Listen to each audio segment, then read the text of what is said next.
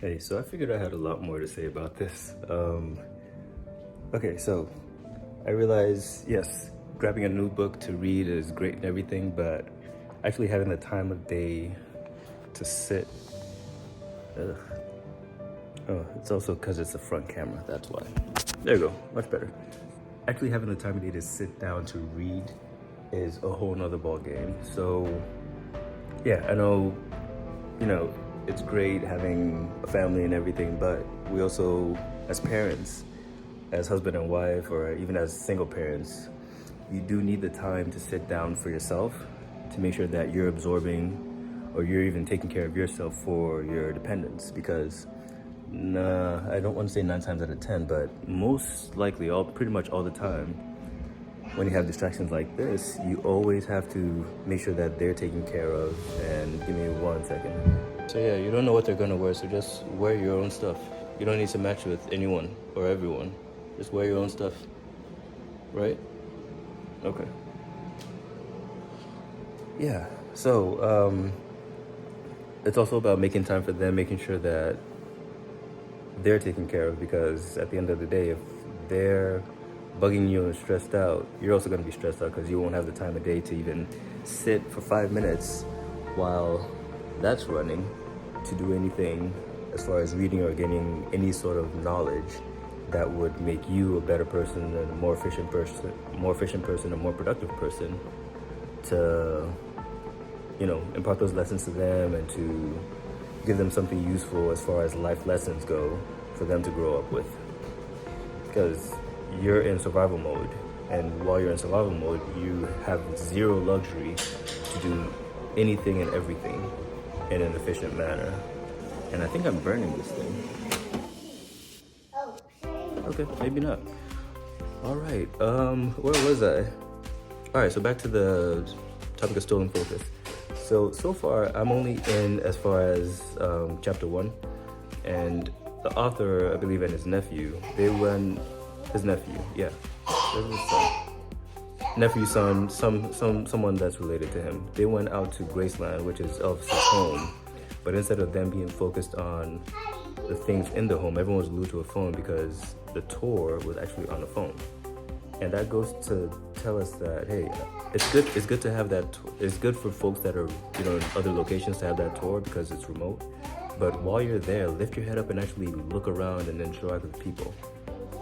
That's the whole thing of our society right now. We're all glued to phones. And I know I'm recording this on the phone to disseminate this information, but I don't have however many viewers that are going to be seeing this in front of me right now. They're not seated in my living room. If they were seated in my living room, I think the conversation might be a lot different because there's going to be more interaction. That's what the comments are for. But since they're not here, I have to capture this information somehow and send it out.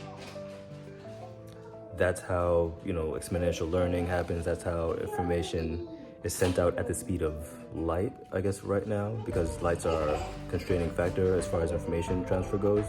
Well, there's quantum entanglement, but that's... Never mind. Those are topics for later. Anyway, as you can tell, I read a lot of things and I love sci-fi. But right now, we're definitely a society that needs to focus more on the things that are right in front of us, be it family, be it a book that I need to read, or be it breakfast that I need to get through right now. So pick up a book. Tell me what you're reading this week or this month, or maybe even this quarter. Actually, no, the quarter's already done. So whatever you're reading for December as the year closes, what you're going to be reading in January, or what book you're going to pick up today and read for the next 3 months, or however fast it takes you to get through a book. And if you're a slow reader, definitely consider that in the size of the book that you're reading, because as you sit with thicker books that you don't get through, it kind of weighs on you. It's like you pick up a book and you spend forever trying to get through it, and your mind keeps telling you, hey, this book, you're gonna spend forever on it, you're not gonna finish it, you're gonna toss it into the pile of shelf-help books instead of the self-help books, and it's just gonna pile up. That negative self-talk, you don't want any of that. So consider the size of the book that you're picking up to read, but also find the trade-off. There needs to be a good balance between the information that you're getting and the information that you deem is useful for you at that particular time or stage in your life. If you're younger, yeah, there's a certain set of books that you want to read in order to get ahead in life or get better at whatever it is that you're doing. Maybe entrepreneurial books, maybe fiction just to pique your imagination, or biographies or autobiographies rather, whichever. It's a biography in some case in point. It's either I write it myself an autobiography or someone else writes it about me or writes about me, biography. The lessons that people impart in books are phenomenal. So I know I said goodbye, and right now I just definitely need to drop this so I can go have breakfast and continue my reading and continue my studying. But yes, thank you again for watching. Definitely come back, recommend this to a friend, and I'm gonna do my best to keep this up at least at a daily cadence or a weekly cadence, and hold me to it. Without these success partners, we can't do anything. All right? Okay, catch you later.